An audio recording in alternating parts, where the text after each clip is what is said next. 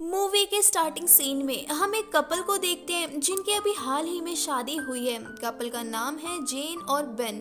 Ben एक professional photographer है। ये दोनों शादी के बाद टोक्यो शिफ्ट हो जाते हैं क्योंकि बेन टोक्यो में ही जॉब करता था पहले भी। बट जाते टाइम रास्ते में बेन सो रहा था और जेन को ऐसा लगता है कि वो रास्ता भटक रही है, तो वो मैप देखना चाह रही थी बट वो ड्राइव कर रही थी, इसलिए बेन को जगा रही थी।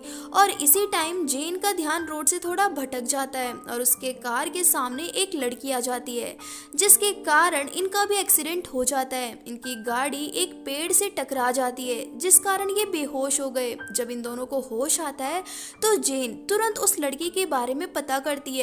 उसे उस लड़की की टेंशन हो रही थी। जब वो उसी रोड पे देखती है तो वहाँ कोई खून के निशान नहीं थे और ना ही वो लड़की जो गाड़ी के सामने आई थी, जिसपे बेन कहता है कि इसका मतलब लड़की को ज्यादा चोट नहीं आई, चलो अब हमें भी किसी की हेल्प लेकर घर पहुंचना चाहिए। फिर ये दोनों पुलिस की हेल्प लेकर घर पहुंचते हैं। बट जेन का तो सारा ध्यान उस लड़की पर ही था कि वो बची है या फिर नहीं। यहाँ पर हम देखते हैं कि जब से ये एक्सीडेंट हुआ है उसके बाद से बेन के शोल्डर में काफी पेन रहने लगा है, जिसपे उसकी वाइफ उसे डॉक्टर को दिखाने को कहती है। इसके बाद नेक्स्ट सीन में हम इस कपल को अपनी मैरिड लाइफ एंजॉय करते हुए देखते हैं। ये लोग अपनी कुछ पिक्चर्स भी क्लिक करते हैं। फिर बेन अपने ऑफिस जाता है अपनी वाइफ को लेकर। गाइस, बेन जो कि पहले भी जापान में ही काम करता था, इसलिए उसे अच्छे से जापानीज लैंग्वेज आती थी, बट उसकी वाइफ को नहीं आती थी। यहाँ पर ऑफिस में हम बेन के असिस्टेंट को भी देखते हैं जिसका नाम सियोको है। बेन को इस बार का फोटोशूट अपने दोस्त ब्रूनो के लिए करना है। फिर अब ब्रूनो बेन को एक अपार्टमेंट दिखाता है जिसमें ऊपर वाले फ्लोर पे बेन और उसकी वाइफ रहेंगे और नीचे वाले फ्लोर पे फोटोशूट होगी। फिर बेन और जेन अब काफी खुश है क्योंकि सब कुछ इनके मुताबिक चल रहा था। बट नाइट में हम देखते हैं कि बेन को उस लड़की के डरावने सपने आते हैं जिसका इनकी गाड़ी से एक्सीडेंट हुआ था। अब बेन और उसकी वाइफ थोड़ा घबरा जाते हैं। नेक्स्ट डे तक उनकी वो फोटोज आ जाती हैं जो उन्होंने यहाँ आने पर क्लिक की थी, बट उन फोटोज में एक शेडो टाइप कुछ था जिससे फोटो सही से नहीं आ रही थी। बट तब बेन बोलता है कि शायद ये कैमरे का फॉल्ट होगा। फिर बेन अपने काम पर चला जाता है और जेन भी घूमने निकल जाती है। जेन घूमने के दौरान अपनी कुछ फोटोज भी क्लिक करती है। जब जेन वापस आती है तो बेन के असिस्टेंट जेन की वो फोटोज देखती है, बट उन फोटोज में भी वही शेडो थी। तब वो असिस्टेंट बताती है कि ये कैमरे का फॉल्ट नहीं है बल्कि इन सभी फोटोज में एक स्पिरिट भी है। तब जेन पूछती है कि तुम ये कैसे कह सकती हो। तब वो असिस्टेंट बताती है कि दरअसल मेरा एक्स बॉयफ्रेंड एक स्पिरिट फोटोग्राफी मैगजीन चलाता है, जिस कारण मुझे भी कुछ बातें पता है। फिर वो कहती है कि कल काम फिनिश होने के बाद तुम मिलना, हम उसके पास चलेंगे, अगर तुम्हें कुछ डाउट है तो तुम उससे पूछ लेना। फिर नेक्स्ट सीन में हम बेन और जेन को एक डिनर पे जाता देखते हैं और ये डिनर बेन अपने एक और खास दोस्त के साथ कर रहा था जिसका नाम एडम है। नेक्स्ट डे बेन एक फोटो शूट कर रहा था जो कि आउटडोर में था। फोटो शूट के दौरान बेन देखता है कि कैमरे में उसे एक्सीडेंट वाली लड़की दिखती है बट विदाउट कैमरा नहीं दिखती और अब उसका शोल्डर पेन बढ़ता ही जा रहा था। उधर हम जेन को देखते हैं जो कि असिस्टेंट के एक्स बॉयफ्रेंड के पास थी, बट वो वहां नोटिस करती है कि मोस्टली फोटोज फेक हैं।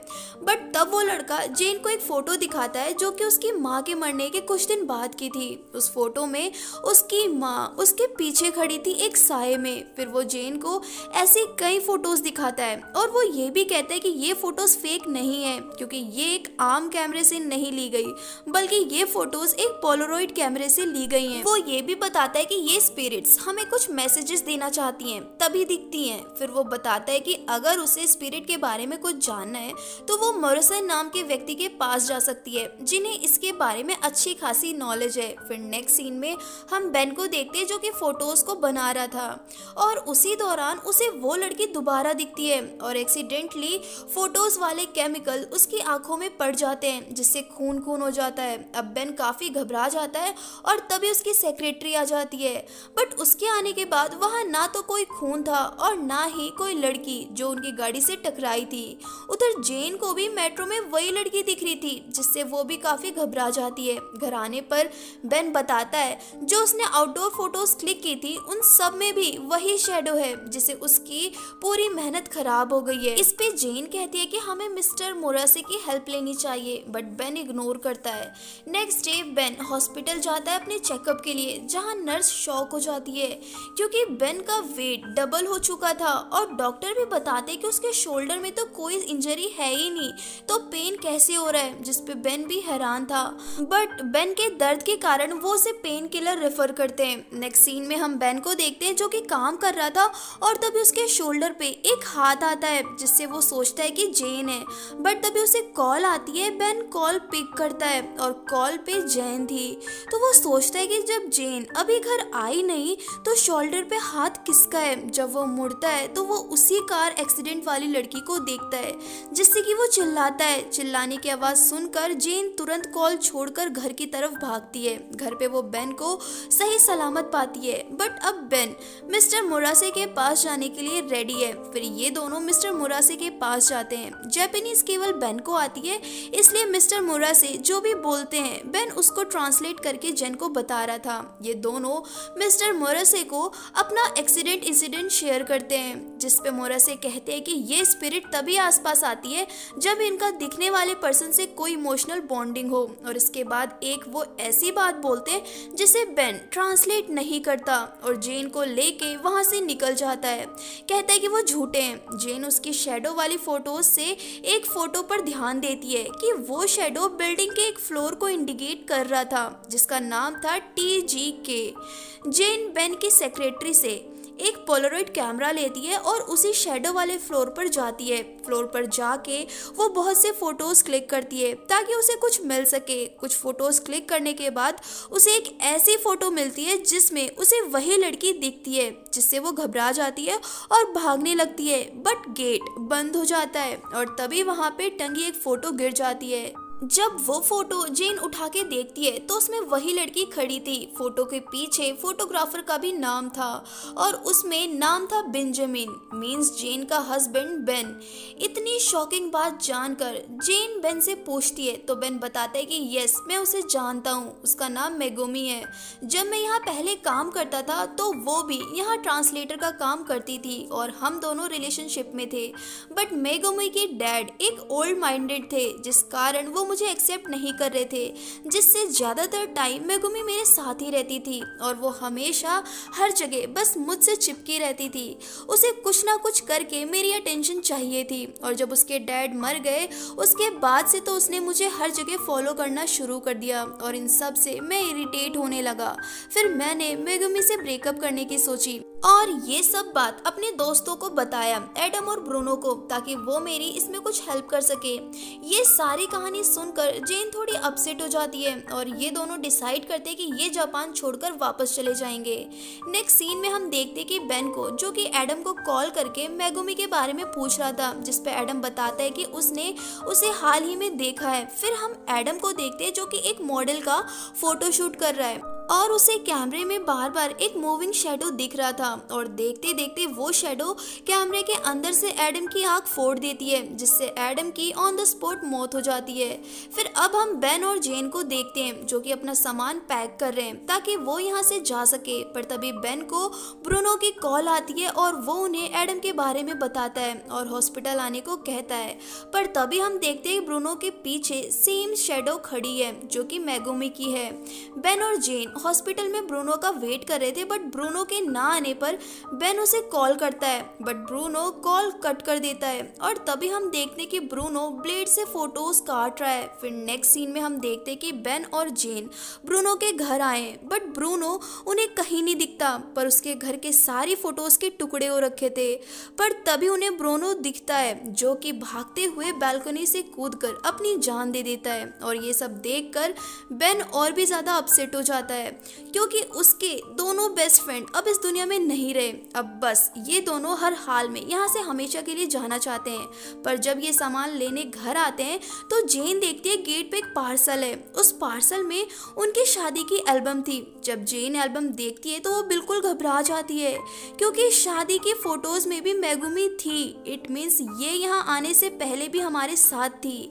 इसका मतलब अगर हम यहाँ से न्यूयॉर्क चले भी गए तो भी कोई फायदा नहीं होगा। इसलिए जेन डिसाइड करती है कि वो दोनों मेगुमी के घर जाएंगे। जब वो दोनों मेगुमी के घर जाते हैं तो उन्हें चेयर पे मेगुमी बैठी मिलती है, पर थोड़ी देर में पता चलता है कि मेगुमी की सिर्फ बॉडी है, वो तो पहले ही मर चुकी है। उसने सुसाइड किया था क्योंकि फर्श पे पॉइजन्स की बोतल थी। फिर ये दोनों उस रात एक होटल में रुकते हैं, पर वहाँ मेगुमी की आत्मा बेन को परेशान कर रही थी। वो बेन के साथ इंटीमेट होने की कोशिश कर रही थी।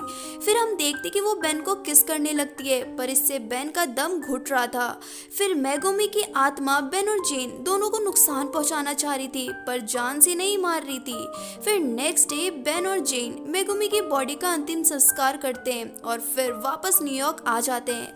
अब सब कुछ ठीक लग रहा था। बेन और जेन दोनों खुशी खुशी रह रहे थे। बेन को यहाँ न्यू जॉब भी मिल गई थी, पर जेन को करेंटली में क्लिक की गई फोटोज मिलती हैं और इसमें भी मेगुमी थी। बट इस बार मेगुमी फोटोज में से कुछ ऐसे साइन शो कर रही थी मानो वो जेन को कुछ दिखाना चाह रही है। फिर जेन उसे जब समझती है तो उसे इशारा वॉल पे लगी एक फोटो फ्रेम पर जाता है, जहाँ पे साइड में स्टोर रूम था। जब जेन स्टोर रूम में जाती है तो उसे बेन का पुराना सूटकेस मिलता है जो वो शादी से पहले जापान ले गया था। जब जेन उस सूटकेस को ओपन करती है तो उसमें उसे एक कैमरा मिलता है। जब वो उस कैमरे की फोटोज को देखती है तो बहुत सैड हो जाती है। फिर जब बेन घर आता है तो जेन गुस्से में बेन से पूछती है कि वो ये सब कैसे कर सकता है। तब हम भी देखते हैं कैमरे की फोटोज। उन फोटोज में बेन के दोस्त मेगुमी को सेक्सुअली हैरेस कर रहे थे। फिर अब बेन बताता है कि मेगुमी एक बहुत ही अजीब लड़की थी, वो हमेशा मुझसे चिपकी रहती थी, जिस कारण मैं उससे छुटकारा पाना चाहता था। इसलिए मैंने सारी बात अपने फ्रेंड्स को बताई और उन्होंने इसका सॉल्यूशन निकाला। उन्होंने उसके ड्रिंक में बेहोशी के पिल्स मिला दी। उसके बाद उनका ये प्लान था कि वो उसके बिना कपड़ों के फोटोज क्लिक करेंगे और उसकी फैमिली को शो करेंगे, जिससे तंग आकर मेगुमी ब्रेकअप कर लेगी। फिर बेन बताता है कि हमने ऐसा ही किया था, मैंने मेगुमी की केवल फोटोज क्लिक की थी और मेरे फ्रेंड्स एडम और ब्रोनो ने उसके कपड़े उतारे थे। बट फिर एडम और ब्रोनो को और भी आगे बढ़ने का मन किया और उन्होंने मेगुमी का रेप भी किया, बट मैंने कुछ भी नहीं किया। गाइस, मैं आप सभी को बता दूं कि जिस कैमरे से बेन मेगुमी की गंदी फोटोज क्लिक कर रहा था वो कैमरा मेगुमी ने ही उसे गिफ्ट किया था। इससे हम सोच सकते हैं कि वो कितना हर्टलेस था, जिसे मेगुमी के फीलिंग्स की बिल्कुल भी कद्र नहीं थी। और ये सारी बातें जानकर जेन को मेगुमी के लिए बहुत बुरा फील हो रहा था और वो कहती है कि तुम कितने बुरे आदमी हो और मैं अब तक तुम्हारे साथ रह रही थी। फिर जेन उसे छोड़ के चली जाती है। अपनी ये हालत देखकर बेन फ्रस्ट्रेट हो जाता है और वो अपने पास फोटोज क्लिक करने लगता है ताकि देख सके कि मेगुमी कहाँ है। बट उसे मेगुमी कहीं भी नहीं दिख रही थी, जिससे वो गुस्से में कैमरा फेंकता है और गिरने के कारण गलती से एक फोटो अपने आप क्लिक हो जाती है। और जब वो फोटो बेन देखता है तो वो हैरान हो जाता है क्योंकि मेगुमी उस फोटो में उसके शोल्डर पर बैठी थी। इट मीन्स इसी कारण बेन के शोल्डर्स में हमेशा पेन रहता था और इसी कारण बेन का वेट डबल हो गया था क्योंकि मेगुमी का गोस्ट बेन के शोल्डर पर हमेशा बैठा रहता था। अब बेन मेगुमी को हटाने के लिए अपने कंधों पर इलेक्ट्रिक शॉक देता है, जिससे वो भी जल जाता है। फिर हम बेन को नेक्स्ट सीन में मेंटल हॉस्पिटल में देखते हैं और तभी हम मेगुमी को भी देख पाते हैं और यहीं पे मूवी की एंडिंग हो जाती है। गाइस, इससे हम समझ सकते हैं कि बेन ने जो भी किया उसे उसकी सजा मिली। अब वो पागल हो गया है और अब मेगुमी जिंदगी भर बेन के कंधों पर ही रहेगी। बट इन सब में बेकसूर मेगुमी के साथ बहुत ही बुरा हुआ। उसने जिससे प्यार किया उसी ने उसे धोखा दिया। गाइस, ये थी हमारी आज की मूवी शटर। आपको मूवी कैसी लगी कमेंट सेक्शन में ज़रूर बताएं और अगर आप हमारे चैनल पर नए हैं तो चैनल को सब्सक्राइब करना बिल्कुल भी ना भूलें। Thank you and bye bye.